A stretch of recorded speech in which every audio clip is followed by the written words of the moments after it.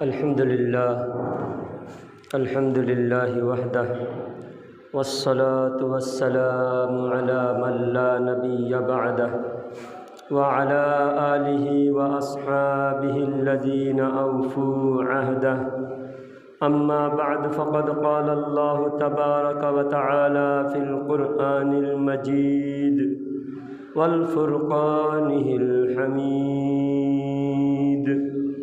अऊज़ु बिल्लाहि मिनश शैतानिर रजीम। बिस्मिल्लाहिर रहमानिर रहीम।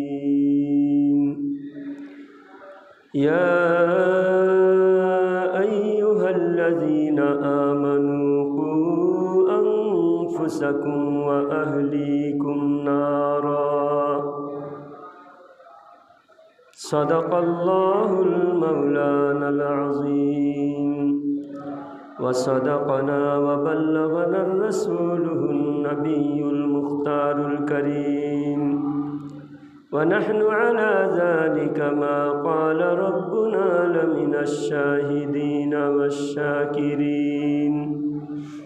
बलगल उला बिकमालिही कशफ़द दुजा बिजमालिही हसनत जमीउ खिसालिही सल्लू अलैहि व आलिही।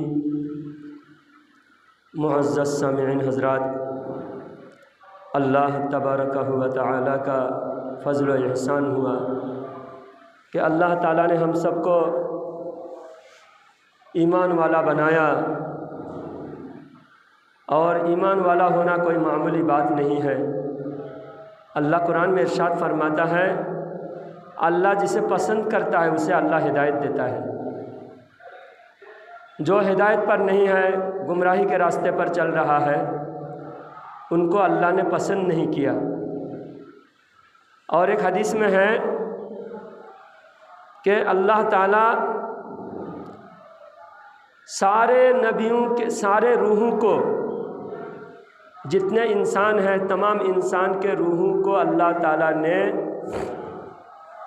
इकट्ठा करके तमाम रूहों में से सबसे जो बेहतरीन है, सबसे बेहतरीन रूह को अल्लाह ताला ने नबी करीम सल्लल्लाहु अलैहि वसल्लम के लिए चुना है। उसके बाद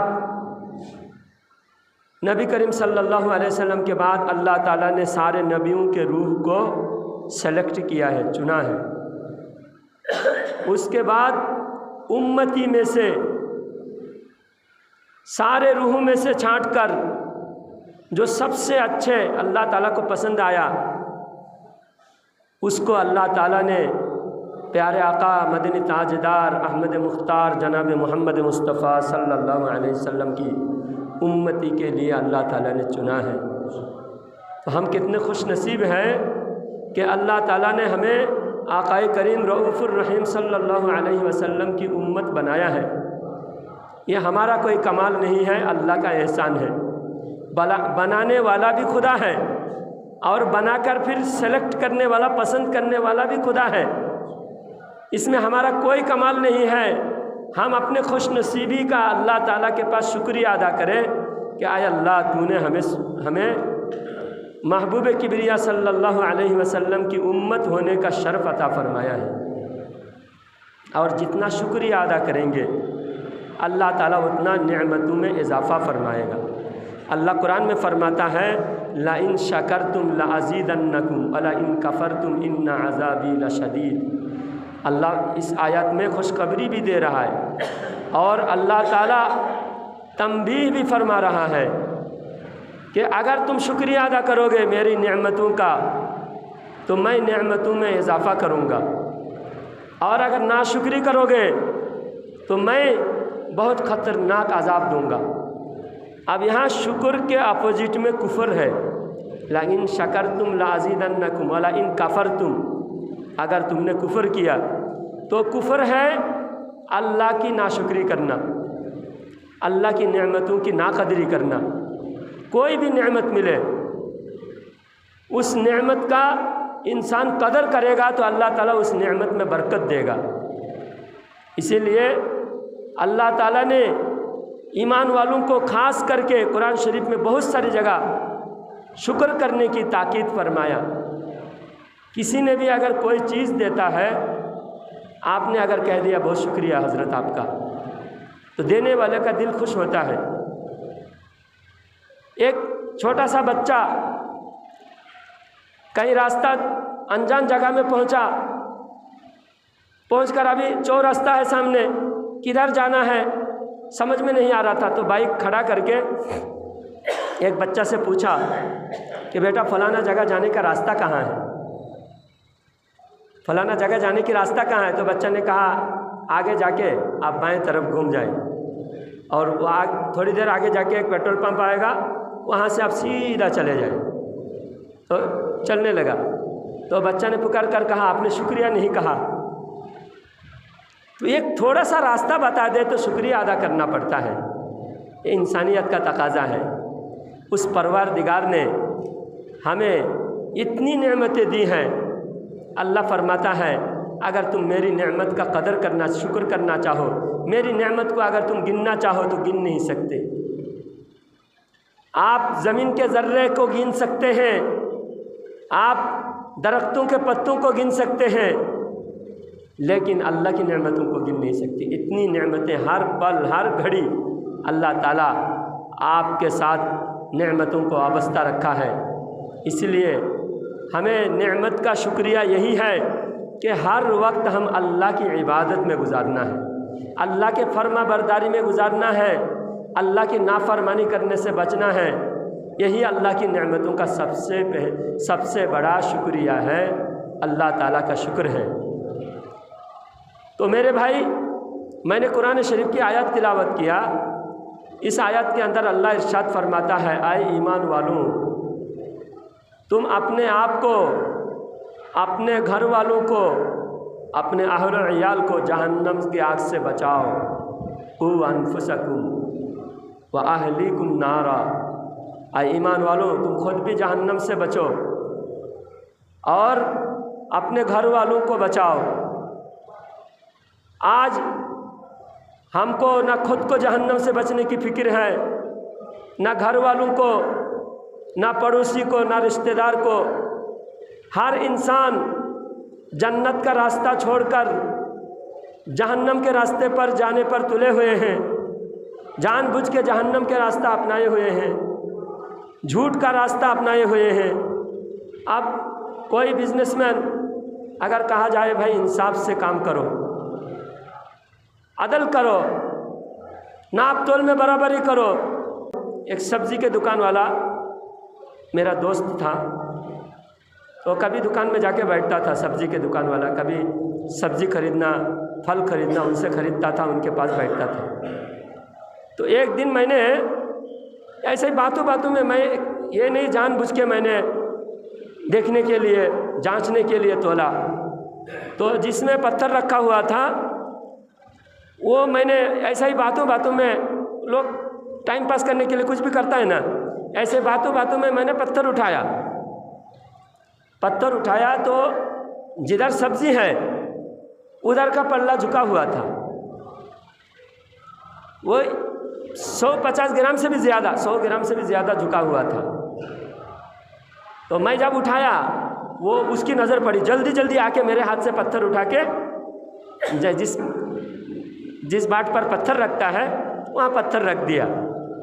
और ग्राहक ने भी देखा, यानी मैं बेख्याली से उठाया था, तो मेरे ऊपर उसकी नज़र देखा मैंने ज़रा गुस्से में, क्योंकि ग्राहक को जो है उसकी जो नाप तोल में कमी करता था पता चला। और मेरे ऊपर जब जल्दी जल्दी मेरे हाथ से उठा के रखा तो मुझे भी पता चला। तो नाप तोल में जो कमी करता है, अल्लाह ताला कुरान में नाप तोल में कमी करने वालों को अल्लाह ने लानत फरमाया है। वैलुल लिकुल्लि हुमज़तिल लुमज़ा वैलुल लिलमुतफ़्फ़िफ़ीन। तबाही है नाप तोल में कमी करने वालों की। नाप तोल में कमी करने वालों को अल्लाह ने तबाही की, अल्लाह ताला ने खबर दी है। और हदीस पाक में है जो नाप तोल में कमी करेगा अल्लाह ताला उसे कोढ़ की बीमारी में मुब्तला करेगा, कोढ़ की बीमारी में मुब्तला होगा। और जो हम दुनिया में जो भी आज अजाब भुगत रहे, सज़ा भुगत रहे, ये हमारे आमाल का नतीजा है। अल्लाह ताला फरमाता है ज़हरल फसादु फिल बर्रि वल बहरी बिमा कसबत ऐदिन नास। ऐ लोगों, दुनिया में जो कुछ तबाही आ रही है वो सब तुम्हारे आमाल का नतीजा है। अगर नमाज को आ गया 10 मिनट दुकान बंद करके, लगता है दुकान को बहुत नुकसान हो रहा है, दुकान को घाटा हो रहा है, लेकिन कोरोना काल में कोरोना आया था, लॉकडाउन लगा था, 3-4 महीना दुकान बंद करा तो आपको कुछ फ़र्क नहीं पड़ा। अल्लाह रिज़्क़ देने वाला, इसका यकीन हुआ कि नहीं हुआ? अगर आपको यकीन कुछ कमी है, आप कोरोना के बारे में सोचो। अल्लाह ताला अपनी ताकत दिखाने के लिए अल्लाह ताला ने कोरोना लाया और लॉकडाउन कर दिया। लोगों को पता चला कि तू जो दुकानदारी करके रिज़्क़ कमा के खाता था, घर वालों को पालता था, तू समझता था कि तू ही खुदा है, घर वालों का तू ही पालता है। नहीं, तू नहीं पालता, तेरा दुकान नहीं पाल रहा है, घर वालों का रिज़्क़ का मालिक भी अल्लाह है। घर वालों की तू रिज़्क़ का फ़िक्र कर रहा है, उनकी जन्नत की फ़िक्र तू नहीं कर रहा है। नमाज, हम घर में जाके किसी को आवाज़ दे, वही उठ के आता, घर में सारे लोग, बाकी लोग उठते नहीं। घर में 4-5 लोग रहते हैं, मौलाना आए हैं, उठा रहे हैं, आवाज़ दे रहे हैं, चलो सब लोग नमाज को जाएंगे। घर में 5 लोग रहे तो एक ही लोग जिसको मैं पुकारता हूँ वही उठ के आता है नमाज को, बाकी लोगों का नाम मालूम नहीं, बाकी लोगों को पुकारता नहीं, बाकी लोगों पर नमाज फ़र्ज़ नहीं है। और जो आते हैं वो भी दूसरे लोगों का फ़िक्र नहीं करते। जो बाप बेटे को हर तकलीफ़ बेटे को होने नहीं देता, कोई भी तकलीफ़ से बचाने के लिए, बेटा अगर थोड़ा भी बीमार है फ़ौरन डॉक्टर के पास ले जाता है। बेटा का कपड़ा पुराना होने से पहले अच्छे ड्रेस खरीद करके देता है। बेटे के शौक़ के लिए अच्छा कीमती 50,000, 60,000, 1 लाख की मोबाइल खरीद करके देता है। अच्छी गाड़ी में घूमने के लिए देता है। ये दुनिया के ऐशो आराम कब तक चलेगा? उस बेटे की आपने अगर जन्नत की फ़िक्र नहीं की, उस बेटे की अगर आप हिदायत की फ़िक्र नहीं की, गुमराही के दलदल में वो फंसता चला गया, गुमराह होता गया।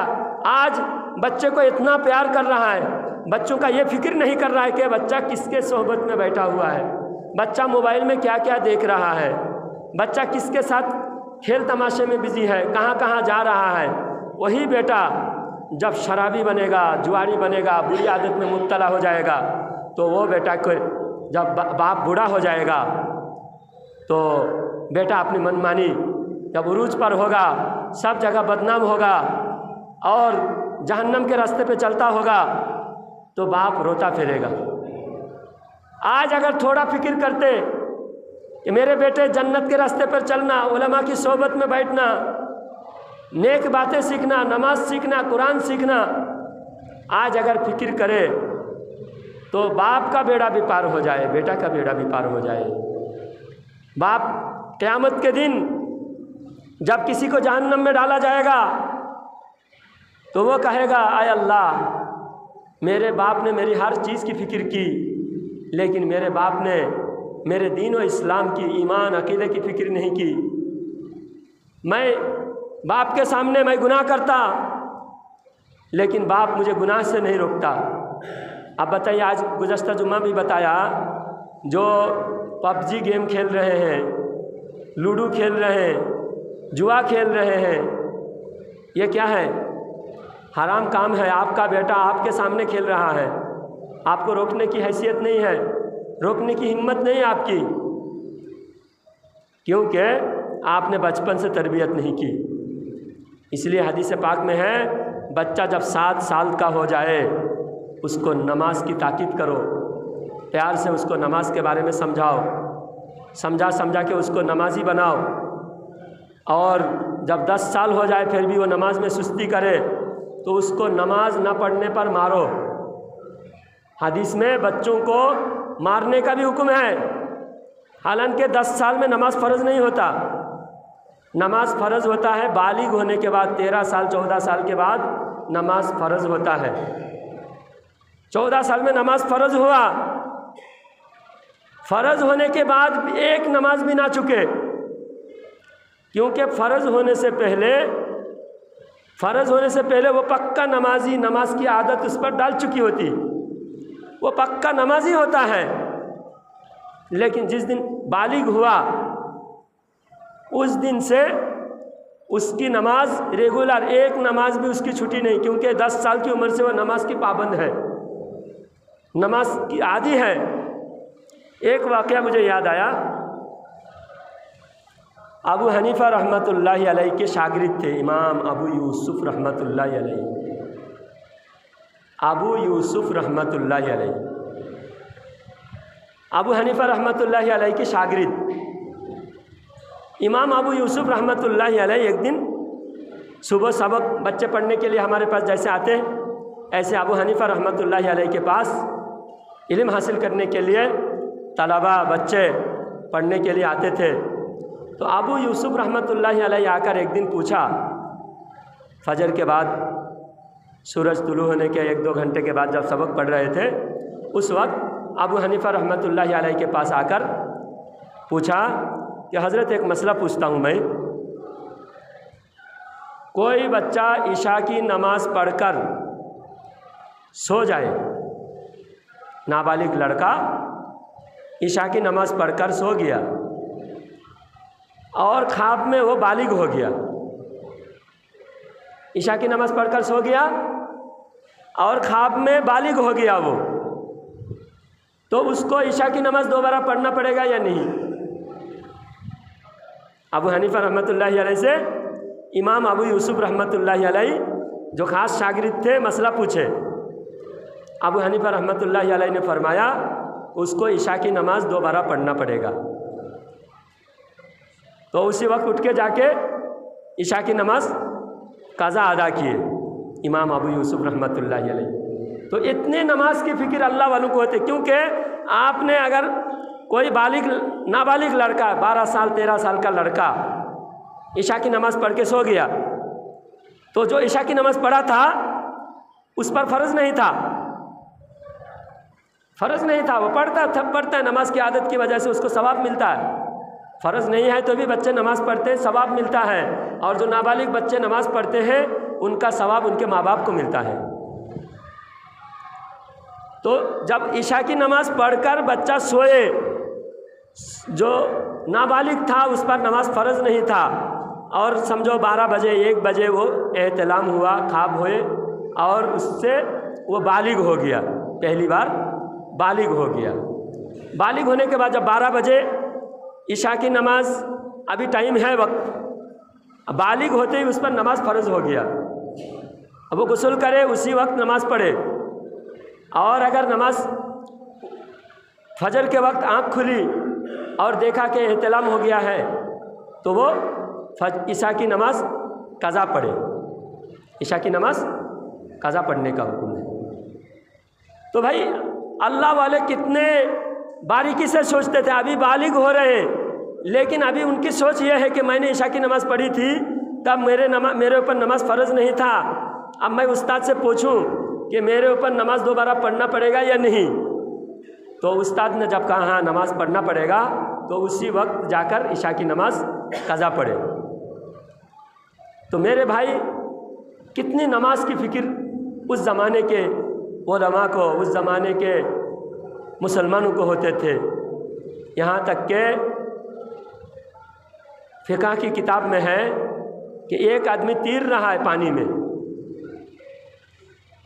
समंदर में, उसकी जब पानी की जहाज़ डूब गया और वो पानी में तीर रहा था, एक लकड़ी के सहारे वो पानी में तीर रहा था।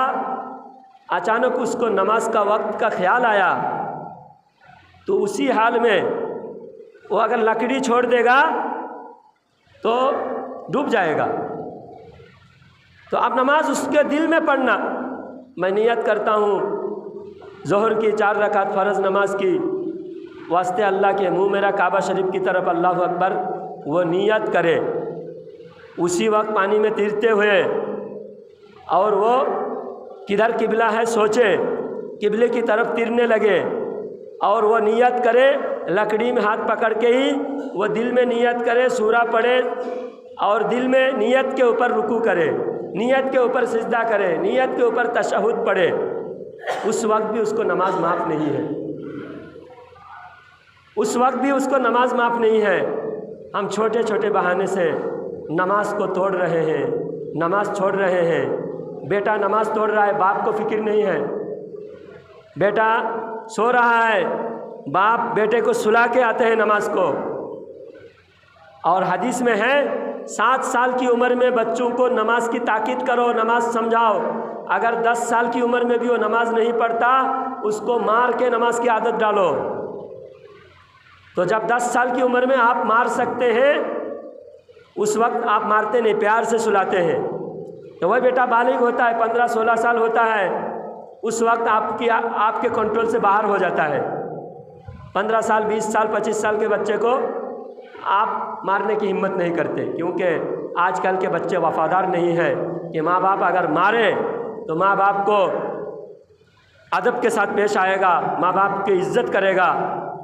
ऐसी आजकल के बच्चों से उम्मीद नहीं किया जा सकता, क्योंकि आपने बचपन से बच्चों को सिखाया नहीं। बच्चे वक्त पर पढ़ने नहीं आते, आपको कोई फिक्र नहीं।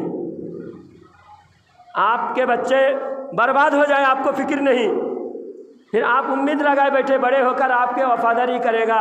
जो अल्लाह का वफ़ादार बनेगा, नबी के वफ़ादार बनेगा, वही आपका वफ़ादार भी बनेगा। क्योंकि आप बच्चे को खुद पहले अल्लाह का वफ़ादार बनाए, नबी का वफ़ादार बनाए, तो अल्लाह और रसूल के वफ़ादार बच्चा सोचेगा माँ बाप का क्या हक़ है।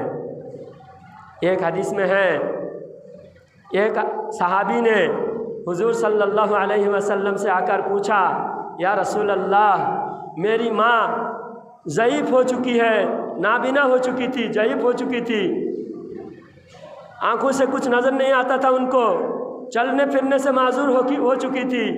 मैंने मेरी माँ को बहुत सालों तक मैंने माँ की गंदगी साफ़ की, बिस्तर पे गंदगी करती थी, माँ की गंदगी मैंने बिस्तर पे साफ़ की। माँ को मैंने अपने हाथ से नवाला बना के खिलाया, और माँ को मैंने कंधे पर बिठाकर हज किया, हज अदा कराया माँ को कंधे पर बिठाकर। जो हज करे हैं, उम्रा करे हैं, वो जानते हैं वहाँ दौड़ना, सफ़ा मरवा पहाड़, पहले तो पहाड़ था, आज बहुत पहाड़ काट काट के सऊदी के मनहूस हुकूमत ने पहाड़ काट के अल्लाह वालों की निशानियों को मिटा दिया है। तो वो सफ़ा मरवा की पहाड़ पे सही करना, अरफात, मीना, मुज़दलिफ़ा में ठहरना, और जो भी हज के अरकान हैं, सारे अरकान को पूरा किया मैंने माँ को कंधे पर बिठा के। क्या मैंने माँ का हक़ अदा किया? अब बताओ नौजवानों, अब बाप डांटते नहीं बेटा को, क्यों डांटते नहीं? क्योंकि जानते हैं बेटा नाफरमान है। कोई खिदमत करना, गंदगी साफ़ करना तो बहुत दूर की बात है, गंदगी साफ़ करना तो बहुत दूर की बात है। ज़रा गलती पर डांट दे तो भी बेटा बर्दाश्त नहीं करेगा, उल्टा जवाब देगा। इसलिए माँ बाप आज डांटते नहीं। इसलिए माँ बाप से भी कहता हूँ, आप अगर बच्चों को डांट नहीं रहे हैं तो ये आपकी गलती है। अभी भी आपका घर आपके नाम से है, बेटा अभी भी आपका मोहताज है। उतना प्यार मत करो, बेटे को जहन्नम के रास्ते पर भेज रहे हो, ये प्यार नहीं है, ये बेटे से दुश्मनी है, बुरी आदत में मुब्तला है बेटा। बेटा गुनाह का काम कर रहा है, बेनमाजी है, उलमा की कदर नहीं कर रहा है, ईमान इल्म नहीं सीख रहा है बेटा। तो आप बेटे को और प्यार करके दुश्मनी कर रहे हो। जो गलती को रोक सकते हैं नहीं रोक रहे, तो गलती करने वाला जितना गुनहगार है, जो रोक सकते हैं उसके बावजूद खामोश हैं, वो भी गुनाह में बराबर शामिल है। तो बताइए, आजकल के बच्चे माँ बाप की इतनी खिदमत करना तो हम सोच भी नहीं सकते। वो सहाबी थे, फरमाते हैं या रसूल अल्लाह, मैंने मेरी माँ को बिस्तर पे मैं गंदगी उनकी साफ़ करता था, उनको मैंने अपने हाथ से नवाला बना के खाना खिलाता था, उनके कपड़े सब साफ़ करता था, बहुत साल तक मैंने खिदमत किया, यहाँ तक कि माँ को मैंने कंधे पर ढोके हज कराया, कंधे पर लेके माँ को मैंने हज किया। क्या मेरी माँ का हक मैंने अदा कर दिया? सरकार फरमाते हैं कि तेरी माँ तुझे पैदा करने के वक्त में जो आह करके आवाज़ निकाली थी, उस एक हिचकी का तूने हक अदा नहीं किया। तूने एक हिचकी का, तेरी माँ जो आवाज़ निकाली थी तुझे पैदा करने वक्त में, जो एक झटका तुझे तेरी वजह से तेरी माँ को लगी, उस एक झटका का तूने हक अदा नहीं किया। पूरे हक अदा करना तो बहुत दूर की बात है। मेरे अजीज़, मेरे भाई, माँ बाप अगर नौजवान को कोई गलती पर डांटते हैं, डांट के बोलते हैं कि जाओ मौलाना के पास जाकर इल्म हासिल करो, कुरान सीखो, बचपन में नहीं पढ़े, बचपन में आपको भी फिक्र नहीं थी, आपके बच्चे को भी फिक्र नहीं थी कि जाके पढ़े, बच्चे तो ना समझते, बच्चे को गलती नहीं, बचपन में जो गलती किया। लेकिन अब जवान जिनको नमाज का तरीका नहीं आता, पाकी रहना नहीं आता, गुस्ल का तरीका नहीं आता, नमाज में क्या पढ़ी जाती है वो नहीं आता, उस नौजवान को भी अगर बुला रहे हैं, आलिम दीन बुला रहे हैं, आलिम की कदर नहीं कर रहा है, जाके कोई अगर गेम खेल रहा है, गेम के सामने खड़े होके गई गेम बंद करो, नहीं मौलाना गेम पूरा होने दो, और गेम के अंदर गंदी गालियां आ रही हैं, आलिम के सामने गेम के अंदर गंदी गालियां आ रही हैं, क्या उनके माँ बाप को पता नहीं चल रहा है कि मेरा बेटा क्या कर रहा है? माँ बाप कुछ नहीं बोलेगा।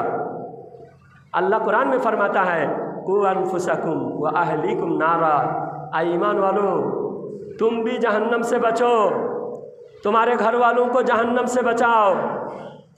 इसलिए मेरे भाई, जहन्नम से बचने के लिए सबसे पहले इल्म हासिल करना और उस पर अमल करना, उलमा की कदर करना, नमाज की पाबंदी करना, हलाल हराम की तमीज़ करना।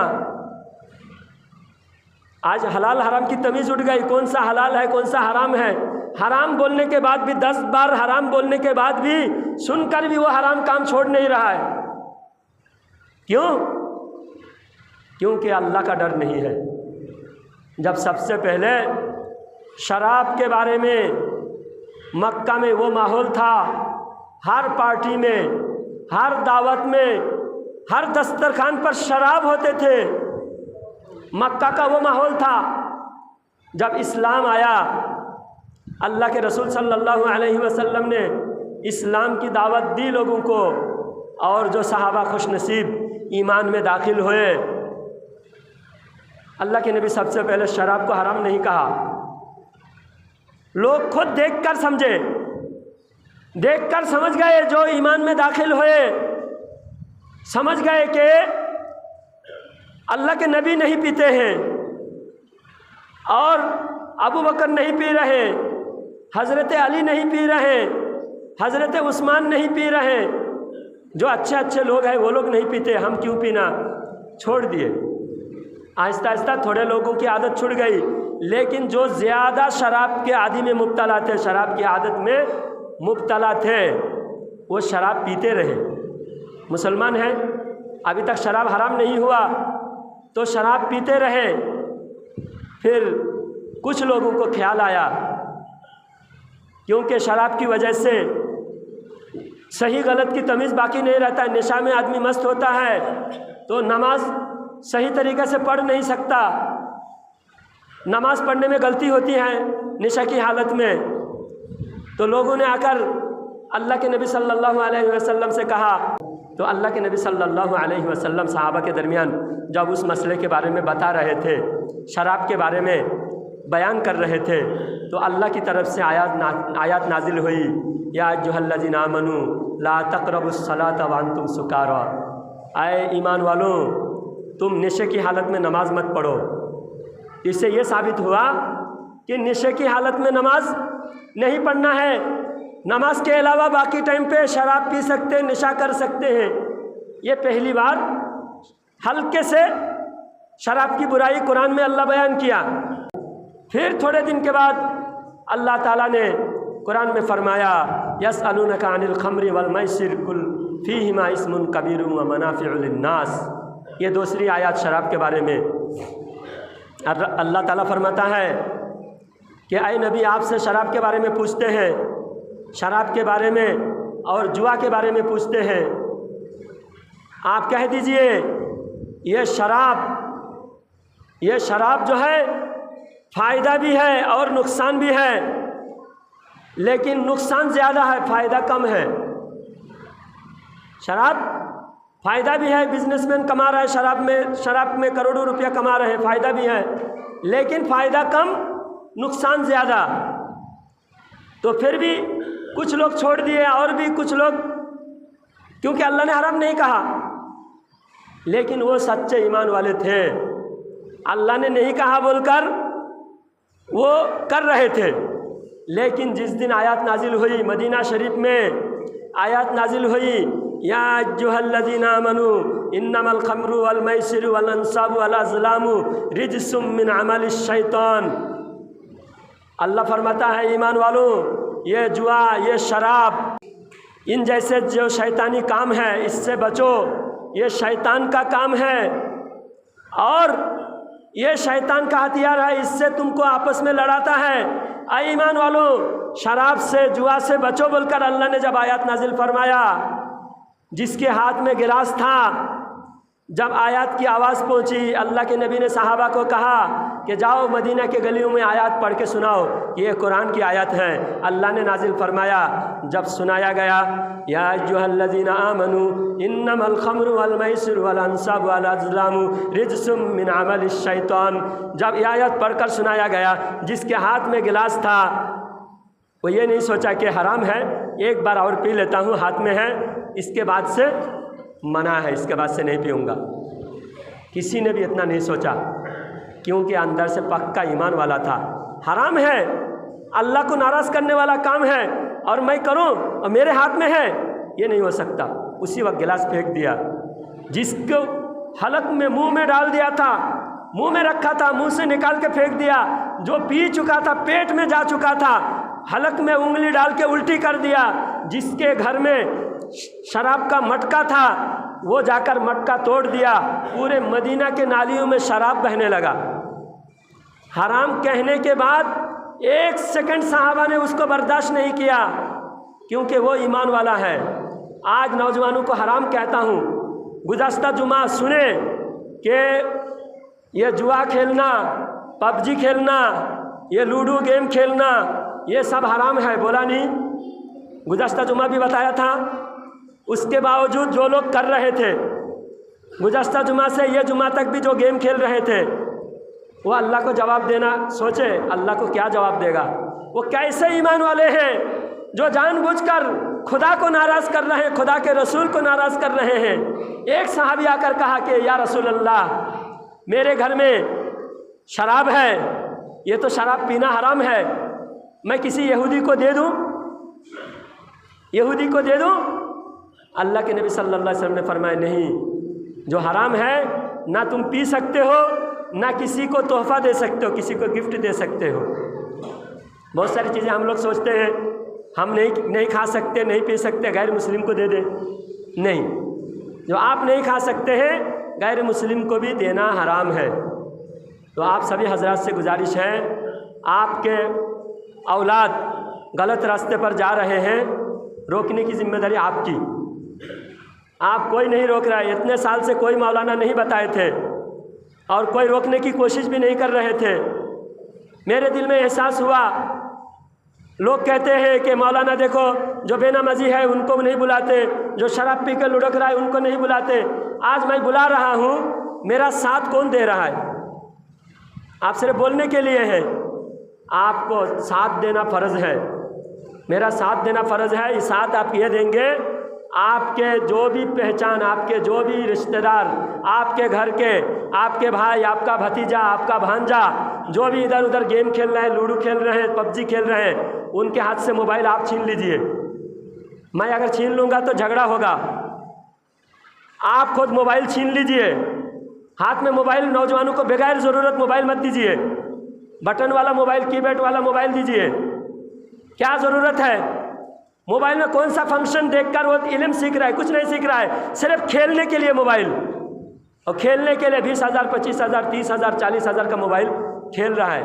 खबरदार, वरना जहन्नम में ये भी खोद जाएगा लड़का, आपका बेटा भी जहन्नम में जाएगा, आपको जहन्नम में लेके जाएगा। आज जुआ खेलने का छोटा आदत पड़ा है, 5-10 रुपया लेके खेल रहा है, कल आपका जेब कतर के जुआ खेलेगा, कल वही लड़का शराबी बनेगा तो आप रोते रहोगे, सीना पीटते रहोगे, सर पटकते रहोगे, कोई फायदा नहीं होगा। आज मौका है, आप अपने नौजवानों को गुनाहों से बचाकर हमारे पास छोड़ दीजिए। हम उसको अच्छी आदत सिखाएंगे, नमाज सिखाएंगे, कुरान सिखाएंगे। माशाअल्लाह 30-35 नौजवान कुरान सीखने वाले हुए। पूरे किले के सारे नौजवान, 30-35 नौजवान पूरे किले से आ रहे हैं। मगर अफसोस की बात है, यहाँ पर मोए मुबारक के पास यहाँ जुआ चल रहा है। मोए मुबारक, नबी के बाल मुबारक की तौहीन हो रही है। यहाँ खड़े होके गुटखा खा के, पान खा के थूक रहा है, गलीज कर रहा है, जुआ खेल रहा है। कौन खेल रहा है? कोई दूसरे मोहल्ले से आकर खेल रहा है क्या? कोई पुरान पेट से आकर खेल रहा है, पैगंबर नगर से आकर यहाँ खेल रहा है कि ये मोहल्ला का? तो आपका बेटा जो नाफरमान बना है उसको सुधारना आपकी जिम्मेदारी है, और जिनके आपके अगर रिश्तेदार हैं उनको समझाना आपका काम है। अल्लाह कुरान में फरमाता है, कु अनफुसकुम व अहलीकुम नारा, ईमान वालों तुम खुद भी जहन्नम से बचो और अपने अहल व इयाल को जहन्नम की आग से बचाओ। बहुत ख़तरनाक है। अल्लाह फरमाता है, वक़ूदुहन नास वल हिजारा, जहन्नम के जो ईंधन है, जहन्नम की जो लकड़ी है वो है इंसान और पत्थर। इंसान भर दिया जाएगा जहन्नम में, फिर जहन्नम पुकार कर कहेगी हल मिन मजीद, ऐ परवरदिगार मैं भूखा हूँ और ला। सारे जहन्नमी को जहन्नम में डालने के बाद भी जहन्नम पुकार कर कहेगी ऐ परवरदिगार मैं भूखा हूँ और ला। तो अल्लाह ताला अपना कुदरती पैर जहन्नम में रखेगा। अल्लाह जलाल में आकर अपना कुदरती पाँव जहन्नम में रखेगा, तब जहन्नम कहेगा परवरदिगार बस हो गया, बस हो गया, ऐ परवरदिगार। मेरे अजीज़, मेरे दोस्तों, आप जहन्नम से बचने की फ़िक्र करो। अपनी औलाद को वो प्यार नहीं है जो जहन्नम की तरफ ले जा रहे हैं आपके बच्चों को, वो प्यार नहीं है। प्यार वो है उसको डांट के जन्नत के रास्ते पर लाओ। इल्म का रास्ता, कुरान सीखने का रास्ता जन्नत का रास्ता है, और खेल को तमाशे का रास्ता, निशा का रास्ता, जुआ का रास्ता जहन्नम का रास्ता है। मैं आपको रोक रहा हूँ, मैं आपका दुश्मन नहीं हूँ। आप मेरे से भागकर कहाँ तक जाओगे? इंशाअल्लाह मैं जब तक रहूँगा एक भी मुदगल किले के अंदर बेनमाजी नहीं रहेगा, एक भी जुआ खेलने वाला, पबजी खेलने वाला एक भी नहीं रहेगा। ये कोशिश है मेरी, और जो मेरा साथ देगा अल्लाह ताला उसको जज़ाए खैर अता फरमाए, उसकी माल में, कमाई में, उम्र में, इल्म में बरकत अता फरमाए। जो मेरा साथ देगा उसको अल्लाह ताला बरकतों से माला माल फरमाए। आप भी फिक्र करें, मुदगल किले के अंदर एक भी बेनमाजी ना रहे, एक भी जुआ खेलने वाला ना रहे, एक भी शराबी ना रहे। एक भाई आया मेरे पास, तावीज़ लेने के लिए आया, आकर कहा कि हज़रत मैं बहुत बुरी आदत में मुब्तला हो गया हूँ, शराब की आदत छूटती नहीं। भाई, आदत जिसकी छूटती नहीं वो अगर उलमा के सोहबत में आकर बैठ जाए, इल्म हासिल करना शुरू कर दे, आदत छूट जाएगी। और जो खेल रहे हैं, गेम खेल रहे हैं, गुटखा खा रहे हैं, पान पराग खा रहे हैं, पबजी खेल रहे हैं, वो दिन ब दिन बुरी आदत में मुब्तला होता जाएगा। इसलिए मेरे भाई, नौजवानों को बुरी आदत से बचाना है तो हमारा जो कोशिश अभी मैंने शुरू किया, इस कोशिश में आप सभी मिलकर हमारा साथ दो। जैसा कि सूरह फजर में अल्लाह ताला इरशाद फरमाता है, वल फज्र व लयालिन अश्र, फजर के वक्त की कसम और 10 रातों की कसम।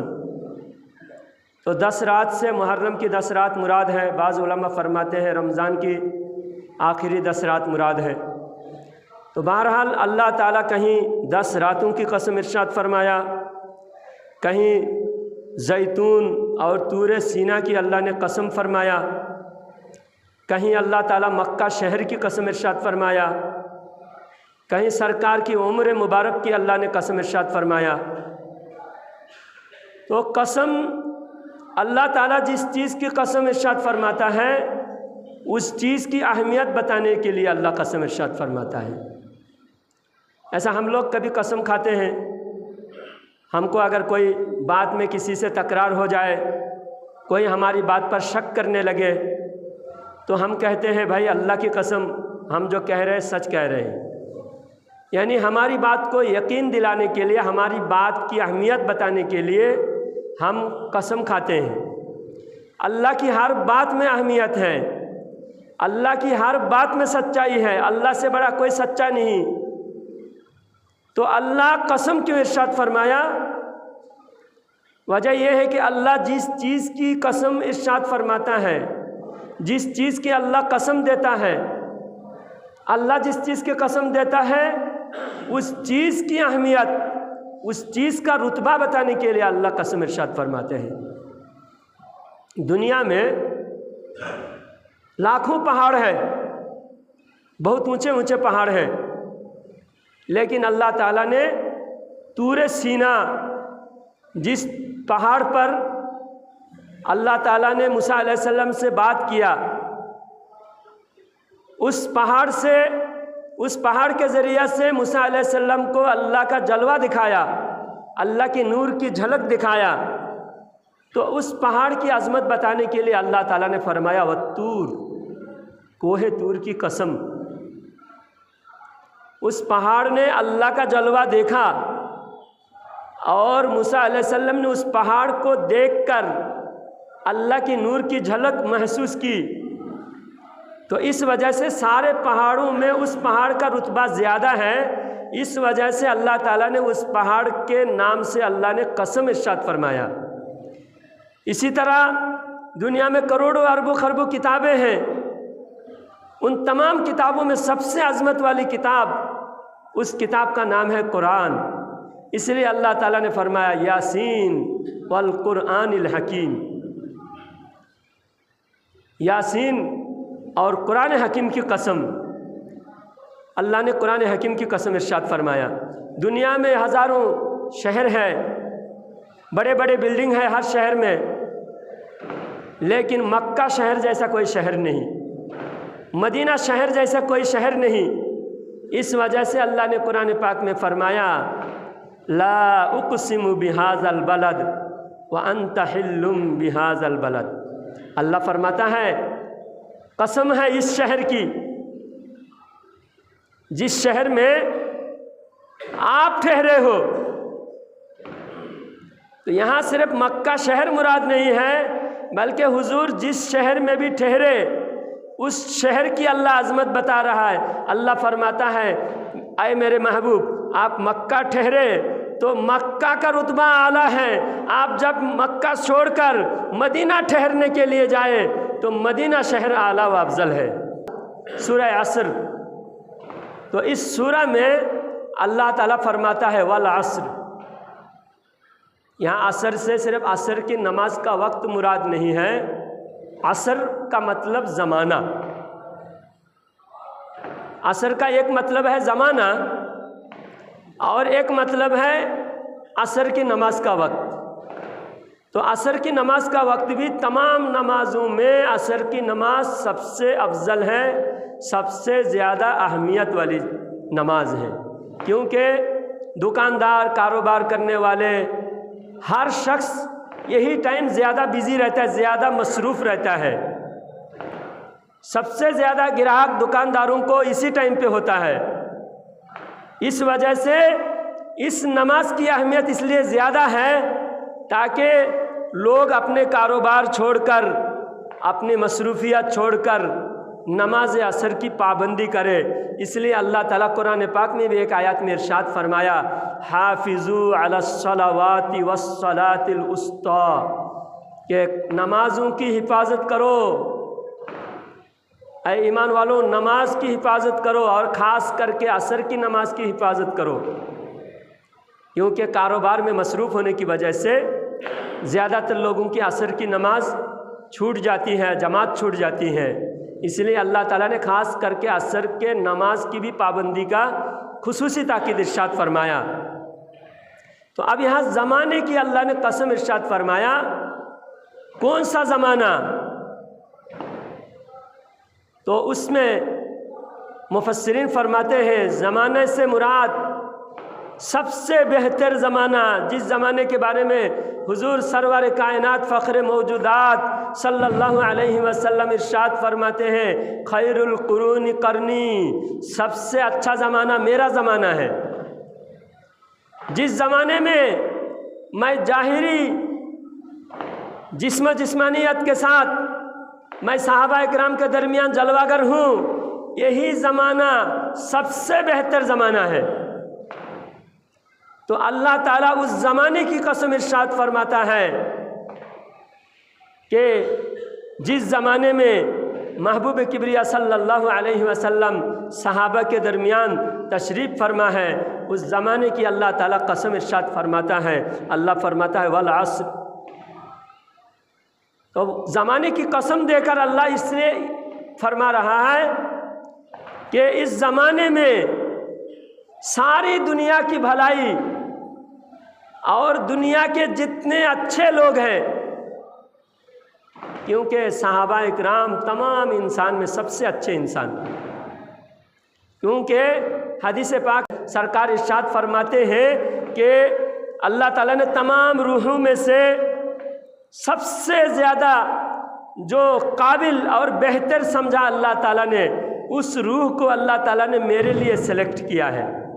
मेरी रूह को अल्लाह ताला ने सबसे पहले पसंद फरमाया, फिर अल्लाह ताला ने नबी की रूह को पसंद फरमाकर तमाम रूहों से उसको अलग सेलेक्ट करके रखा। फिर अल्लाह ताला उस रूह में से, बाकी रूहों में से फिर अल्लाह ताला ने जो सबसे ज़्यादा पसंद फरमाया, उन रूहों को अल्लाह ने नबी की साथियों के लिए, नबी की सोहबत में रहने वालों के लिए चुना है। तो सहाबा इकराम कोई ऐसे ही अचानक सहाबा इकराम बन गए, ऐसा नहीं। सहाबा इकराम अल्लाह की सेलेक्ट किया हुआ है।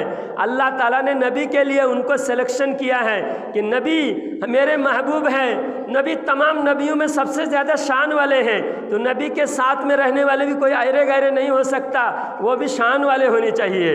इसलिए सहाबा इकराम को अल्लाह ने चुना है। तो सबसे अच्छे लोग, सबसे बेहतरीन इंसान जिस ज़माने में थे और कुरान नाजिल हो रहा था, उस ज़माने की अल्लाह ताला कसम इरशाद फरमा रहा है। फिर अल्लाह ताला उस ज़माने की कसम इरशाद फरमाकर कोई अहम बात अल्लाह कहना चाहता है इंसान को। अल्लाह ताला कोई बहुत ज़रूरी, बहुत एहतिमाम वाली, बहुत कीमती बातें अल्लाह ताला बताना चाहता है। आए लोगों, मैं ज़माने की कसम देकर मैं ये बात कह रहा हूँ। तो ज़माने की कसम देकर अल्लाह ताला क्या इरशाद फरमा रहा है? अल्लाह फरमाता है वल अस्री इन्नल इंसान लफ़ी खुस्र। कसम है ज़माने की, सारे लोग घाटे में हैं, बर्बादी के रास्ते पर है सारे लोग। इन्नल इंसाना, बेशक, एक तो अल्लाह ताला इस सूरा में कसम भी फरमाया, फिर इन्ना, लफ्ज़ इन्ना फरमाकर अल्लाह ने ताकीद करके बताया। इन्ना का माना है बेशक, तहकीक। बेशक सारे इंसान घाटे में हैं, बर्बादी में है। इन्नल इंसाना लफ़ी खुस्र। जो भी दुनिया में इंसान, दुनियादारी में, कारोबार में, बिजनेस में, खेती में, ओहदे के, सियासत में, जिस लाइन पे भी इंसान है, सारे टोटल इंसान को अल्लाह फरमाया इन्नल इंसान लफ़ी खुस्र। सारे इंसान बर्बादी में है। इल्लल लज़ीना आमनू, मगर वो बर्बाद नहीं है। तो अब हम इस सूरा को समझकर हम लोग बर्बादी के रास्ते से बचना है और कामयाबी के रास्ते को अपनाना है। बर्बादी के रास्ते से बचना है। दुनिया वाले बर्बाद समझते किसको? जिसका घर जल गया, घर उजड़ गया, बीवी बच्चे हिलाक हो गए, कमाई ख़त्म हो गई, दुकान में कारोबार में घाटा हो गया, तो कहते हैं मैं बर्बाद हो गया। क्योंकि उसका मकसद, उसका मंजिल मकसूद दुनिया है, आखिरत पर उसको यकीन नहीं है। इसलिए वो सोचता है मेरा कारोबार ख़त्म हो गया, मैं बर्बाद हो गया। लेकिन मोमिन कारोबार को, दुकान मकान को, अपनी दुनियावी ज़िंदगी के ऐशो आराम को मोमिन मंजिल मकसूद नहीं समझता है। मोमिन समझता है मेरा ईमान सलामत है, मुझसे अल्लाह राज़ी है, मुझसे मेरे रसूल राज़ी हैं, मैं कामयाब हो गया। इसलिए सहाबा इकराम को दुश्मनों ने कैद करके कत्ल करने के लिए सहाबा को सारे दुश्मन घेरे हुए, हज़ारों दुश्मन। हज़रत ज़ैद बिन दसना रदी अल्लाह तआला अन्हु और उनके साथियों को दुश्मन ने, हज़ारों लोगों ने मिलकर साजिश करके घेर लिए। दुश्मनों ने घेर कर उनको सबके बीच में रखा, चारों तरफ से तीर मारे, हज़ारों लोग एक साथ तीर मारे। बताओ क्या मंजर होगा। लेकिन जब तीर मारे जा रहे थे, एक साथ सबने तीर मारने का इशारा किया, तो वो सहाबी हज़रत ज़ैद बिन दसना रदी अल्लाह तआला अन्हु पुकार कर नारा लगाए, फुज़्तु बिरब्बिल काबा, खुदा की कसम मैं कामयाब हो गया। हज़ारों लोग एक साथ तीर मार रहे और तीर खाने वाले क्या कह रहे, फुज़्तु बिरब्बिल काबा, मैं खुदा की कसम कामयाब हो गया, रब्बे काबा की कसम मैं कामयाब हो गया। तो ये है कामयाबी। अल्लाह कुरान में इरशाद फरमाता है सारे लोग तबाही में हैं, बर्बादी में हैं। इन्नल इंसान लफ़ी खुस्र, सारे इंसान बर्बादी में हैं, तबाही में हैं। इल्लल लज़ीना आमनू, मगर जो सच्चे ईमान वाले हैं, व अमिलुस सालिहात, ईमान वाले और नेक आमाल करने वाले। इल्लल लज़ीना आमनू व अमिलुस सालिहात, ईमान लाने वाले और नेक आमाल करने वाले बर्बाद नहीं है। तो अब देखना है कि हम ईमान और नेक आमाल, अगर हमसे सारे नेक आमाल हो रही है, हम नेक आमाल से सुस्ती नहीं कर रहे हैं, हमेशा नेक आमाल की कोशिश में लगे हैं, बुरे आमाल से बच रहे हैं, बुराई से बच रहे हैं, गुनाह के रास्ते से बच रहे हैं, तो हम समझ लेना कि हम कामयाबी के रास्ते पे चल रहे हैं। अल्लाह ताला हमें कामयाब बता रहा है, अल्लाह बता रहा है कामयाब, अल्लाह हमको कामयाब बता रहा है। अगर हम करोड़ों रुपया भी दुकान मकान में कमा लिए, बिजनेस में करोड़ों रुपया कमा रहे हैं, लेकिन हमारे आमाल नेक नहीं है, हम नेकी के रास्ते पर नहीं हैं, हम नमाज नहीं पढ़ रहे हैं, हमसे सच्चाई के साथ बिजनेस करना नहीं हो रहा है, हमसे ज़कात सदका नहीं देने हो रहा है, हमसे पड़ोसियों का हक अदा हो नहीं रहा है, हमारे माँ बाप हमसे नाराज़ हैं, हमारे रिश्तेदार हमसे नाराज़ हैं। अगर हमारा ये दिख रहा है, लेकिन हम करोड़पति भी हो रहे, हम बड़े मालदार भी होते जा रहे हैं, लेकिन हम अल्लाह के कुरान के हिसाब से हम बर्बाद हो रहे हैं। करोड़ों कमाने वाले भी बर्बाद हो रहे हैं। जब मुसलमानों ने ईरान फतह करने के लिए आया, मुसलमान ईरान फतह करने के लिए आए, ईरान के पास 2 लाख लश्कर, कितने, 2 लाख ईरान के पास लश्कर था। उस वक्त ईरान मजूसी पारसी वालों का हुकूमत थी और मुसलमानों के पास 3000 लश्कर। मुसलमानों के पास कितने, 3000 लश्कर हैं, ईरान के पास 2 लाख। बताओ कितने डिफरेंस है। तो ईरान के जो सिपाह सालार था, रुस्तम नाम था उसका, उसने मुसलमानों के जो बड़े बड़े जो जिम्मेदार हैं उनको बुलाकर भेजे कि आओ हम तुमसे बात करना चाहते हैं, तुम्हारे पास इतना हौसला, इतनी हिम्मत कि तुम 3000 लश्कर लेकर आए हो, हमारा 2 लाख से मुकाबला करने के लिए। इसलिए हर ज़माने में मुसलमान हथियार पर भरोसा नहीं करते थे, मुसलमान अपने माल और दौलत पर भरोसा नहीं करते थे। मुसलमानों का ईमान अल्लाह की ज़ात पर, अल्लाह की कुदरत पर था।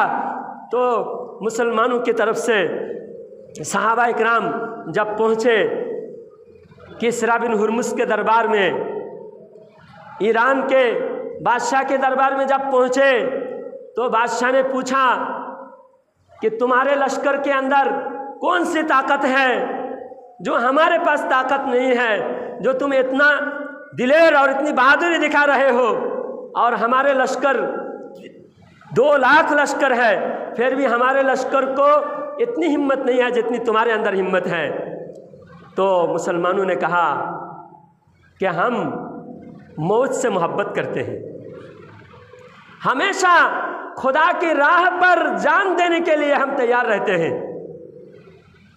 खुदा के रास्ते में हमको जान देने की हम इतना शौकीन हैं, जैसा तुम शराब को पसंद करते हो, तुम नशा को पसंद करते हो, तुम अय्याशी को पसंद करते हो, इसलिए तुम मरना नहीं चाहते, क्योंकि तुम्हारी ज़िंदगी यही है। इसी ज़िंदगी में तुम जो कुछ ऐशो आराम करना है, जो शौक़ पूरा करना है, ख्वाहिश पूरा करना है, मज़ा लेना है, तुमको इस ज़िंदगी में है। और हम मौत को पसंद करते हैं क्योंकि हमारा इनाम परवरदिगार के पास मौत के बाद हमको मिलने वाला है। इसलिए हम, तुम जैसा शराब को पसंद करते हो, हम मौत को पसंद करते हैं। सहाबा इकराम की क्या शान है। अब बताइए, हजारों लोगों ने घेरे हुए हैं, सब एक साथ तीर मार रहे हैं, और वो सहाबी नारा लगा रहे हैं, फुज़्तु बिरब्बिल काबा, रब्बे काबा की कसम मैं कामयाब हो गया।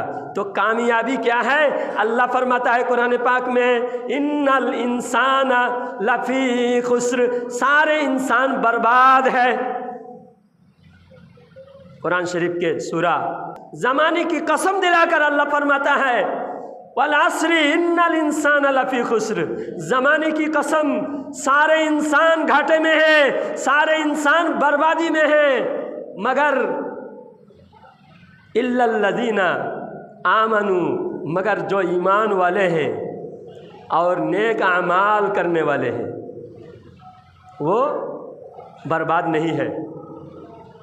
जो ईमान वाले हैं, अब हमारा ईमान किस लेवल का है हमको देखना है खुद अपनी गिरीबान में झांक कर, कि एक आलिम दीन नमाज के बारे में इतने बुला रहे हैं, कुरान सिखाने के बारे में बुला रहे, कुरान सीखने के लिए बुला रहे हैं, नमाज सीखने के लिए बुला रहे हैं, मगर हमारी ख्वाहिश, हमारे दुनियावी ऐशो आराम और हमारी ख्वाहिश खेल कूद में है। आए नौजवानों, तुम्हारी जवानी अल्लाह ताला ने सिर्फ खेल कूद के लिए दिया है। सोचो, टीपू सुल्तान 20 साल की उम्र में पूरी दुनिया में टीपू सुल्तान का डंका बजा, आपके कर्नाटक के। आप कितने खुश नसीब हो, उस सरजमीन के हो कि आपके टीपू सुल्तान 20 साल की उम्र में। आए जवानों, तुम्हारी जवानी 20 साल की उम्र में कहाँ गुजर रही है? तुम्हारी जवानी मस्जिद आबाद करने के लिए ही नहीं है, तुम्हारी जवानी गुनाह करने के लिए गुजर रही है। और टीपू सुल्तान 20 साल की उम्र में देश की हिफाजत के लिए, इस्लाम के लिए, दीनों इस्लाम के खातिर अल्लाह की राह में गर्दन कटाने के लिए दुनिया में तशरीफ़ लाए थे। गाजी सालार मसूद 18 साल की उम्र में भारत की धरती पर इस्लाम के लिए जान कुर्बान किया। कुफ्फार के तमाम लश्कर को तहे तीक करते हुए शहीद आज़म बने हज़रत गाजी सालार मसूद रहमतुल्लाहि अलैहि। मोहम्मद बिन कासिम रहमतुल्लाहि अलैहि 17 साल की उम्र में भारत को इस्लाम का डंका बजाया, इस्लाम का झंडा गाड़ा। सिर्फ 17 साल की उम्र थी। आज हमारे जवानों को एहसास नहीं हो रहा है, दीन का काम करने के कोई एहसास नहीं। अरे भाई, तेरी जवानी अगर सिर्फ खेल कूद के लिए है तो गली का जो कुत्ता है, गली में पैदा हुआ, गली में घूमता फिरता खाता पीता रहा, 2-4 साल 5 साल 10 साल ज़िंदगी गुजरने के बाद वो मर गया और उस कुत्ते की तरह तेरी ज़िंदगी है। तेरी ज़िंदगी इंसान वाली नहीं है। अगर इंसान वाली तेरी ज़िंदगी है तो अल्लाह को याद करने के लिए है। अगर तू मोमिन दावा करता है तो ईमान वाला दावा करता है। अल्लाह फरमाता है ईमान वाला ही कामयाब है। अल्लाह कुरान पाक में इरशाद फरमाता है क़द अफ़लह मन ज़क्काहा, कामयाब वो है जो अपने दिल को साफ किया। दिल को भी साफ करना है, जिस्म को भी साफ करना है।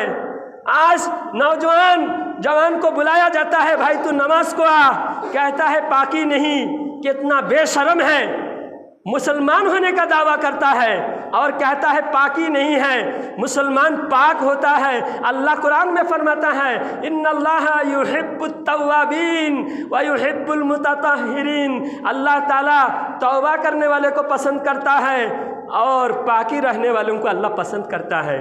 जो अल्लाह को पसंद है वो तुझे पसंद नहीं है। तू कैसा मुसलमान है, तू कैसा मोमिन है? तू मोमिन होने का दावा करता है। ज़रा सोच ले मेरे नौजवान भाई, ज़रा सोच ले तू कैसा मोमिन है। अल्लाह को पाकी पसंद है। अल्लाह कुरान पाक में ऐलान फरमाता है इन्नल्लाहा युहिब्बुत तव्वाबीन। अल्लाह तो तौबा करने वाले को पसंद करता है, जो गुनाह से तौबा करे। जब बताया जाए भाई ये गुनाह का काम है, फ़ौरन उसी वक्त तौबा करे।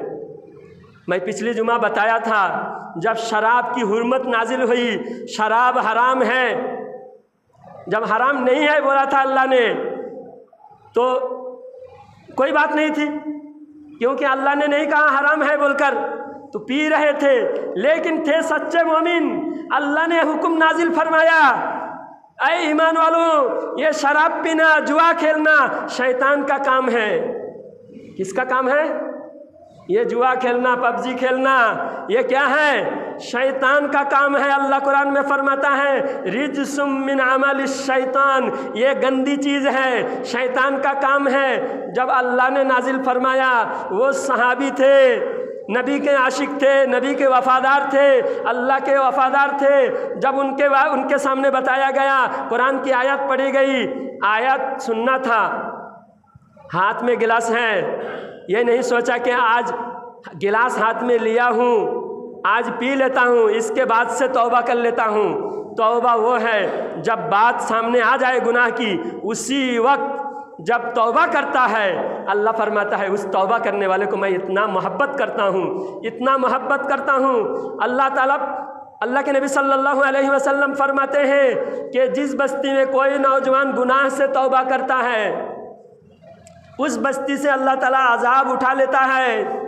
उस बस्ती के कब्रिस्तान से भी, सारे मरहुमीन के कब्र से अल्लाह ताला अजाब हटा देता है कि एक नौजवान ने गुनाह से तौबा किया।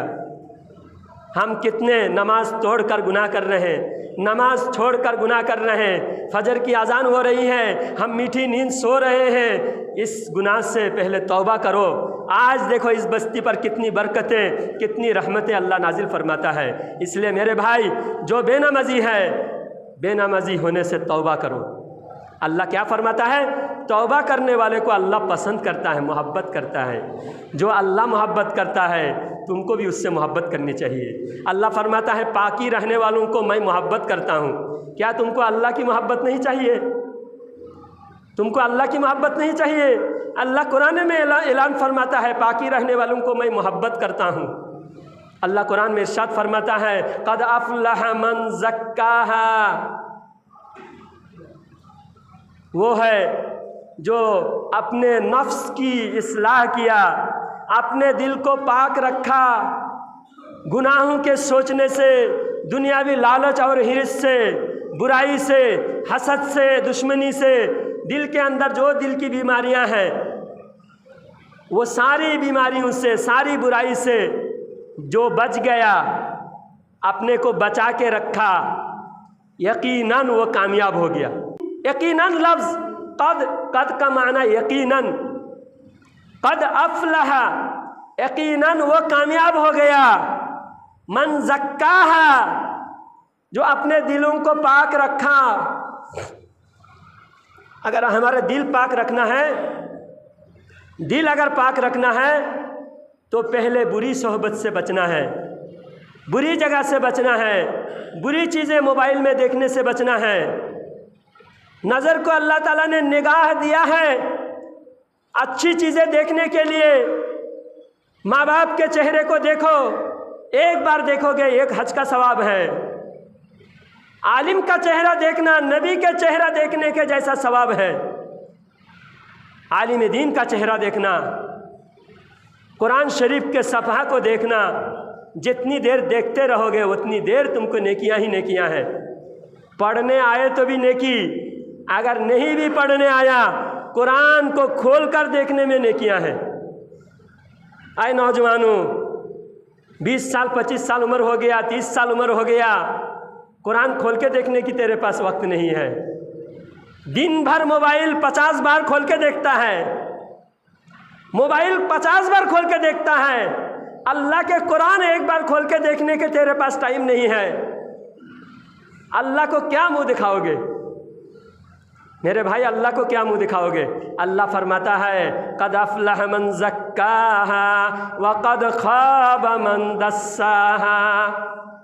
जो अपने दिल को पाक रखा, दिल को साफ सुथरा रखा, वो कामयाब हो गया। और जो ख्वाहिशात के पीछे चला, मनमानी रास्ता इख्तियार किया, मन में जो आया वो कर रहा है, आलिम की बात नहीं मान रहा है, माँ बाप की बात नहीं मान रहा है, बड़ों की बात नहीं मान रहा है, मन में जो आया वो, जो मनमानी ज़िंदगी गुजर रहा है, अल्लाह फरमाया वो तबाह हो गया। अल्लाह की बात है। अब सहाबा इकराम की ज़िंदगी देखो, सहाबा इकराम की आदत अल्लाह ताला ने बयान फरमाया, समिअना व अताना। सहाबा इकराम जो सुनते थे फ़ौरन उस पर अमल करते थे, इसलिए वो ज़माने में मुअज़्ज़ज़ थे मुसलमान होकर। अल्लामा इकबाल फरमाते हैं वो ज़माने में मुअज़्ज़ज़ थे मुसलमान होकर, तू ज़लील व खार हुआ है तारीक़ कुरान होकर। वो ज़माने में मुअज़्ज़ज़ इज़्ज़त वाले थे, मुसलमान होकर तुम ज़लील हो रहे हो कुरान छोड़ने की वजह से, कुरान के ख़िलाफ़ ज़िंदगी गुजारने से तुम बर्बाद हो रहे हो। मेरे मुसलमान भाइयों, अल्लाह ताला ने बहुत बड़ा एहसान किया, इनाम अता फरमाया कि हमको ईमान की दौलत से मालामाल फरमाया। और मुसलमान किसी ज़माने में, मुसलमान कभी भी दुनिया में ग़ुलाम बनने के लिए नहीं आया। इस्लाम आया ग़ुलामी से दूर करने के लिए, ग़ुलामी से आज़ादी की तरफ लेने के लिए इस्लाम आया है। इसलिए सहाबा इकराम के अंदर जो ईमानी जज्बा था, वो ईमानी जज्बा की वजह से बहुत कम तादाद थे, आधी दुनिया से ज़्यादा इस्लाम फतह हो चुका था सहाबा के ज़माने में। सहाबा के ज़माने में आधी दुनिया से ज़्यादा 3 बर्र-ए-आज़म, एशिया, यूरोप, अफ्रीका, तीनों बर्र-ए-आज़म पर इस्लाम की हुकूमत कायम हो चुकी थी। 22 लाख मुरब्बा मील पर हज़रत उमर रज़ी अल्लाह तआला अन्हु हुकूमत किए हैं। आज हम जो हमारे धरती पर आकर, इस भारत की धरती पर हज़रत मोहम्मद बिन कासिम रहमतुल्लाहि अलैहि ताबई, उन्होंने आकर झंडा गाड़ के इस्लाम फतह करके हुकूमत दिया था। 1000 साल हम उस हुकूमत किए, हम गुलाम नहीं थे, हम किसी के मातहत में नहीं जी रहे थे, हर जगह मुसलमानों की शान शौकत थी। क्यों? क्योंकि वो अकीदे में सही थे और आमाल उनके पक्के थे, इसलिए सारी दुनिया में उनका सिक्का चलता था। लेकिन उन्हीं की औलाद, पहले तो हम कह रहे कि अरे हम नए से कोई रास्ता अपना, नए नए लोग आ रहे हैं और हम उनके बहकावे में आकर बहक जा रहे हैं। वो तरीका अहले सुन्नत का तरीका, अहले सुन्नत के औलिया अल्लाह, हमारे वलियों ने, हमारे टीपू सुल्तान ने, हमारे सालार मसूद गजनवी ने, हमारे महमूद गजनवी ने हमको इस्लाम भी दिया, हमको हुकूमत भी दिया। लेकिन हम जब उनके रास्ते से हटे तो हमारी हुकूमत भी चली गई। आज हर जगह मुसलमान जुल्म का शिकार हैं, हर जगह मुसलमानों को नुकसान किया जा रहा है, मुसलमानों को जलील किया जा रहा है। अगर ज़िल्लत से इज़्ज़त की तरफ हमको आना है तो पहले अपनी ज़िंदगी सुधारना होगा। आपको ज़िंदगी दिया है इस्लाम की खिदमत करने के लिए। ऐ नौजवानों, खेल तमाशे के लिए आपको ज़िंदगी नहीं दिया, आपको कुरान सीखना है। कुरान में अल्लाह ने क्या आपके लिए बताया है, किस तरह ज़िंदगी गुजारने से आप कामयाब हो सकते हो, उस ज़िंदगी को गुजारने का आपको अल्लाह ताला कुरान पाक में हुक्म देता है। एक सहाबी का वाक़या सुनो मेरे भाई, मेरे नौजवानों। आज आप नमाज से दूर रहते हो और दिन भर नापाक हालत में घूमते हो, नापाकी रहती है, और जो नापाक रहता है उसके साथ में हमेशा शैतान रहता है। शैतान का वसवासा, उसके दिल में हमेशा बुरा ख्याल आता है। क्या पाकी रहना इतना मुश्किल काम है? पाकी रहना इतना मुश्किल काम है क्या? कोई भी नौजवान से पूछो भाई पढ़ने आओ, पाकी नहीं है, कितनी शर्म की बात है। अरे सहाबा इकराम की ज़िंदगी देखो। एक सहाबी का वाक़या हदीस पाक में आया है, हज़रत हंज़ला रज़ी अल्लाह तआला अन्हु। हज़रत हंज़ला एक सहाबी हैं। शादी हुई, शादी की पहली रात बीवी के साथ में गुजरे, शादी की पहली रात बीवी के साथ में गुजारे। रात ख़त्म होने के करीब आया, सहरी का वक्त आया, आवाज़ आया कि अल्लाह की राह में निकलो, जिहाद के लिए निकलो, जिहाद के लिए निकलो, अल्लाह की राह में चलो, मुसलमानों को शिकस्त हो रही है, जल्दी चलो मैदान जंग में। मैदान जंग में मुसलमानों के साथ कुफ्फार का मुकाबला हो रहा है, चलो मैदान में। हज़रत हंज़ला रज़ी अल्लाह तआला अन्हु गुस्ल फ़र्ज़ हो चुके थे, आधी रात से ज़्यादा हो चुकी थी, बीबी के साथ में रात गुजारे, गुस्ल फ़र्ज़ हो चुके थे। इतने में जब आवाज़ आई कि मुसलमानों की शिकस्त हो रही है, तो हज़रत हंज़ला फरमाया, अंदर गए, जाके बीवी से कहा, आए मेरी बीवी, आज पहली रात है और आज मेरी आखिरी रात है तुम्हारे साथ, फिर जन्नत में मुलाकात होगी। बीवी ने कहा, आप पहले गुस्ल करके जाइए। तो हज़रत हंज़ला ने फरमाया कि गुस्ल करने का वक्त नहीं है, मैं यहाँ गुस्ल करता रहूँ और मुसलमानों की शिकस्त हो जाए, इस्लाम की शिकस्त हो, इस्लाम का झंडा गिर जाए और मैं घर में बीवी के साथ रहूं, ऐसा नहीं हो सकता। दौड़ कर चले मैदान में। आए मेरे नौजवान, तू भी नापाक घूमता रहता है। हज़रत हंज़ला अभी गुस्ल करना फ़र्ज़ हो चुका था, लेकिन एक फ़र्ज़, गुस्ल भी फ़र्ज़ है, और जो गुस्ल करता है, जो फ़र्ज़ गुस्ल करता है, नापाक होने के बाद फ़ौरन गुस्ल करता है, जो गुस्ल में देर नहीं करता, फ़ौरन गुस्ल करता है, एक एक कतरे पर एक एक नेकी मिलता है। जो गुस्ल फ़र्ज़ होने के बाद, नापाक होने के बाद फ़ौरन गुस्ल करता है, एक एक कतरे पर अल्लाह ताला एक एक नेकी अता फरमाता है और एक एक गुनाह माफ़ होता है। कि तुमको नेकी भी नहीं चाहिए, गुनाह भी माफ़ नहीं होना चाहिए, तुम रात दिन नापाक हालत में घूमते हो, कितनी शर्म की बात है। इसलिए नमाज की तौफीक नहीं होती। अगर पाकी रहना सीखो, पाकी रहना बहुत आसान है, तो पाकी रहोगे, अल्लाह की रहमतें होगी, बरकतें होगी, कमाई में बरकत होगी और मुसीबत से बचोगे।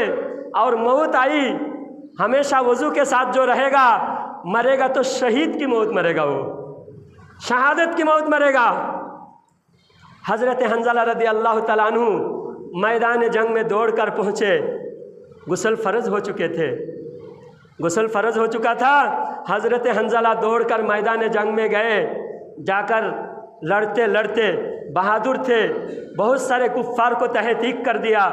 मैदान जंग में लड़ते लड़ते शहीद हो गए। जंग ख़त्म होने के बाद मुसलमानों ने लाश को, जितने लाश थे सारे लाश इकट्ठा करने लगे, और मुसलमानों ने जंग के मैदान में देख चुके थे हज़रत हंज़ला शहीद हो गए, तो सारे लाश को इकट्ठा करने लगे। तो तलाश करे तो हज़रत हंज़ला की लाश नहीं मिली। हज़रत हंज़ला की जिस्म ढूंढते रहे, नहीं मिली। जब ढूंढते ढूंढते जब लाश नहीं मिली, हुजूर सल्लल्लाहु अलैहि वसल्लम के पास पहुँचे सहाबा, या रसूल अल्लाह, हज़रत हंज़ला शहीद हुए लेकिन हज़रत हंज़ला की लाश नहीं मिली। तो हुजूर फरमाते हैं, मेरे हंज़ला का मकाम रुतबा देखो, मेरे हंज़ला की शान देखो। मेरे हंज़ला जंग के मैदान में आए, गुस्ल फ़र्ज़ हो चुका था, तो शहीद होने के बाद मेरे हंज़ला को फरिश्ते उठा कर ले गए और उनको जन्नत में फरिश्तों ने उनको गुस्ल दिया। उनके गुस्ल फरिश्ते दे रहे हैं। मेरे भाई, आज तुम नापाक रहते हो और तुम्हारी नापाक हालत में मौत होने के बाद अगर कोई गुस्ल भी देता है तो गुस्ल अदा नहीं होगा, नापाक ही रहेगा। तो वो शहीद थे। शहीद होते ही सारे हर चीज़ से वो पाक हो जाता है। शहीद को खून के साथ ही दफन करने का हुक्म है। शहीद को खून के साथ ही दफन करने का हुक्म है, क्योंकि वो जैसा अल्लाह की राह में कुर्बान हुए, खून के कतरा जितने ज़ख्म है वह ज़ख्म लेकर क़यामत के दिन उठेगा, उसके जिस्म लहूलहान रहेगा। सारे लोगों के सामने जब अल्लाह के सामने वो हाजिर होगा, सबको दिखाकर अल्लाह पूछेगा, तुमको भी दिखाकर पूछेगा, तुम्हारी जवानी खेल कूद में था और देखो ये किस हाल में आया है, इसके जिस्म खून से लहूलहान है। सारे लोगों के सामने, पूरे मैदान महशर के सामने, सारे मुसलमानों के सामने, तुम्हारे सामने हज़रत हंज़ला को, हज़रत सहाबा इकराम को, इमाम हुसैन, हज़रत अब्बास और तमाम शहादा को तुम्हारे सामने लाकर एक एक शहीदों से अल्लाह पूछेगा। अल्लाह जानता है, फिर भी तुमको दिखाने के लिए पूछेगा अल्लाह ताला कि तुम्हारे जिस्म में ज़ख्म क्यों है, तुम्हारे खून से लहूलहान क्यों है। वो तुम्हारे सामने कहेगा कि आय अल्लाह, ये दीन और इस्लाम को बचाने के लिए, इस्लाम के ऊपर आँच ना आए, इसलिए मैंने अपनी जवानी तेरी राह में कुर्बान कर दिया, तेरे लिए मैंने गर्दन कटाया। फिर अल्लाह तुमसे जब पूछेगा तुमने क्या किया, ये देखो खून से लहूलहान है। जैसा आज शहीद हो जाता है कोई, शहीद जिस हाल में शहीद होता है, उसी तरह खून के साथ, जख्म के साथ टुकड़ा टुकड़ा होने को टुकड़ा टुकड़ा उसके एक साथ उठेगा और अल्लाह ताला बगैर हिसाब किताब शहीद को जन्नत अता फरमाएगा। अब ये बताओ, हज़रत हंज़ला रज़ी अल्लाह ताला अन्हु फ़र्ज़ गुस्ल छोड़कर दीन और इस्लाम को बचाने के लिए जब मैदान पहुँचे, अगर शहीद नापाक हालत में है तो गुस्ल देना है, तो गुस्ल देने का हुक्म था उनका। तो जब सहाबा इकराम उनको गुस्ल देने के लिए ढूंढे तो वो फरिश्ते ले जाकर जन्नत के पानी से फरिश्तों ने उनको गुस्ल दिया। मेरे भाई, आप नापाक मत रहो। हफ्ते में हर दिन, सिर्फ जुमा के दिन नहा धो के आया और जुमा के दिन मगरिब की नमाज में माशाअल्लाह 2 साफ नमाजी हुए, बाद में शनिचर इतवार दूसरे दिन आधे नमाजी गायब हो गए। क्यों? क्योंकि दूसरे दिन पाकी नहीं रहना है, नापाक हालत में घूमना। नापाक हालत में जितनी देर रहता है उतनी देर अल्लाह की लानत बरसती है, अल्लाह के अजाब में होता है। और नापाक हालत में मरेगा तो अच्छी मौत नहीं होगी, बुरी मौत मरेगा वो। इसलिए आज के बाद आप तौबा करो, नापाक हालत में नहीं रहना है, हमेशा पाकी रखना है। बहुत आसान है। नौजवान ये भी नहीं जानते पाकी गुस्ल फ़र्ज कब होता है। अब समझो कपड़े में पेशाब लगे, कपड़े में पेशाब लगे तो क्या नापाक हो गया? भाई कपड़े चेंज कर दो, जहाँ पेशाब लगे उतनी जगह धो, पाक हो गया। गुस्ल फ़र्ज कब होता है? एहतिलाम हुआ या शादीशुदा बीवी के साथ मिले तो गुस्ल फ़र्ज होता है। बाकी हर पेशाब लगने से गुस्ल फ़र्ज नहीं होता। पेशाब लगने से पेशाब के जो कपड़ा, जिस कपड़े में पेशाब लगी, उस कपड़े को चेंज करके पानी से धोने से पेशाब की जगह को, शर्मगाह को धोने से पाक हो गया। तो इसलिए अक्सर लोग जो है कहीं दुकान कारोबार में है, कहीं पेशाब करने का मौका, पानी लेने का मौका नहीं मिला तो नापाक समझते हैं खुद को। भाई पानी मौका ना मिले, मट्टी इस्तेमाल करो तो पाक हो जाते हैं। मट्टी या ईंट, हमेशा अपनी पाकी की तैयारी रखना। अगर आपको अल्लाह को राज़ी करना है, छोटा सा काम नहीं कर सकते, छोटी सी तैयारी करो। अल्लाह फरमाता है मैं पाकी रहने वालों को पसंद करता हूँ। तो आप अल्लाह को पसंद करो। अल्लाह जो काम पसंद करता है, जो चीज़ अल्लाह पसंद करता है वो चीज़ आप इख्तियार करो। मेरे भाई, कोई भी वेस्ट कपड़ा या टिश्यू पेपर अपने जेब में रख लो। कभी अगर ज़रूरत पड़ी है पाकी रखने की, अगर पेशाब को पानी ना मिले तो टिश्यू पेपर से पाकी हासिल कर लो, पाक हो जाता है। बहुत आसान है, कोई मुश्किल नहीं है। नापाक ये आदत बन चुकी है। आप इरादा करो, पाकी बिल्कुल आसान है और दिलो दिमाग भी पाक रहता है। दिमाग में अच्छे ख्याल आता है, बुरे ख्याल से बचते हैं। हमेशा अगर कोई बंदा तौबा करता है, अस्तगफिरुल्लाह पढ़ता है, अस्तगफिरुल्लाह, उसकी कारोबार में अल्लाह खूब बरकत देता है। अस्तगफिरुल्लाह अस्तगफिरुल्लाह पढ़ते रहो। फुजूल बातें करने के बजाय अल्लाह की तस्बीह पढ़ो, दुरूद पाक पढ़ो, अस्तगफार पढ़ो, ला हौला वला कुव्वता इल्ला बिल्लाह पढ़ो। ये जन्नत के ख़जानों में से एक ख़जाना है, ला हौला वला कुव्वता इल्ला बिल्लाहिल अलीयुल अज़ीम। ये अगर रोज़ाना पढ़ते रहे, दुकान में खूब बरकतें होगी, कारोबार में खूब बरकतें होगी। आप आके कहते हो मौलाना एक तावीज़ दे दो, मेरी दुकान में बरकत नहीं हो रही, पैसा नहीं बचत रहे, घर में बीमार है। सारी बीमारियों का एक तावीज़ है, ला हौला वला कुव्वता इल्ला बिल्लाहिल अलीयुल अज़ीम। अगर रोज़ाना चलते फिरते ये पढ़ते रहे, ये हर मुसीबत की तावीज़ है। ये अगर रोज़ पढ़ते रहेंगे, आपको किसी भी शिकायत करने की ज़रूरत नहीं। आप कभी मोहताज नहीं बनोगे, कभी कर्जदार नहीं बनोगे। एक दो काम करो, एक पाकी रखो और एक ला हौला वला कुव्वता इल्ला बिल्लाहिल अलीयुल अज़ीम पढ़ते रहो। ये बहुत बड़ा वजीफ़ा है। अल्लाह ताला हम सबको इस पर अमल करने की तौफ़ीक़ अता फ़रमाए। हमारे नौजवानों को, हमारे बुज़ुर्गों को, हमारे बच्चों को इल्म दीन का शौक़ अता फ़रमाए। व आखिरु दावाना अनिल हम्दुलिल्लाहि रब्बिल आलमीन। जो हज़रत सुन्नत नहीं पढ़े, सुन्नत पढ़ लीजिए।